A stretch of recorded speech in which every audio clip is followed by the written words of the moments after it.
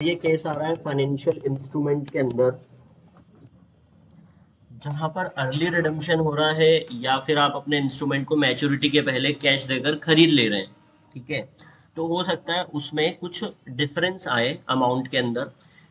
जो भी आपका कैरिंग अमाउंट है बैलेंस शीट में उस दिन पे, और जो आप पे कर रहे हो उसमें कुछ ना कुछ डिफरेंस आएगा। तो वो डिफरेंस जो होगा उसका क्या करना है हम समझते हैं। सबसे पहले आप इसको क्या करोगे कि फाइनेंशियल जो भी अमाउंट पे किया गया है वो फाइनेंशियल लायबिलिटी में कितना पे किया है और इक्विटी कंपोनेंट में कितना पे किया है, उसकी कैलकुलेशन करोगे।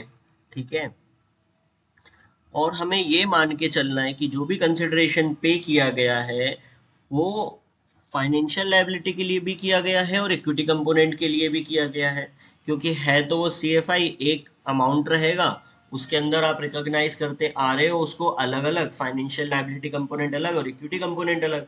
और अब आप जो पार्टी है उसे सीधा सीधा पेमेंट कर दे रहे हो, तो हमें उस कंसिडरेशन को भी क्या करना पड़ेगा, बांटना पड़ेगा दोनों कंपोनेंट के बीच में।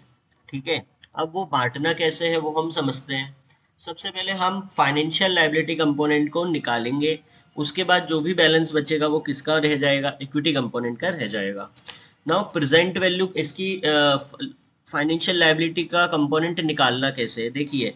जिस भी डेट, मान लीजिए 5 साल का मैच्योरिटी था लेकिन आपने थर्ड ईयर में ही उसको पेमेंट कर दिया, तो थर्ड ईयर तक आपके बुक्स में कुछ ना कुछ पेमेंट रही होगी, वो आपका कैरिंग अमाउंट हो गया।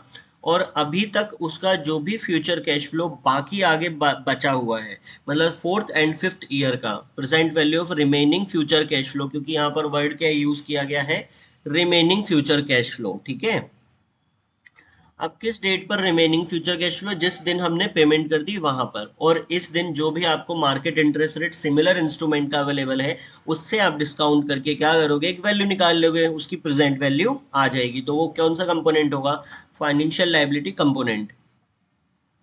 इसके अलावा बात करोगे तो दूसरा कंपोनेंट जो बैलेंसिंग फिगर में बच जाएगा वो क्या बच जाएगा आपका, इक्विटी कंपोनेंट बच जाएगा। ठीक है, इसकी जनरल एंट्री कैसे करोगे, बहुत सिंपल है। आपका जो भी कंपोनेंट का उस दिन कैरिंग अमाउंट पड़ा हुआ है डिबेंचर का, वो डिबेंचर में डेबिट कर दीजिए, और इसका बैलेंस जो है वो पी एंड एल में चला जाएगा आपका, और सेम इक्विटी का जो भी बैलेंस आपके पास है उसका बैलेंस कहाँ चला जाएगा, रिटेन्ड अर्निंग में। ठीक है।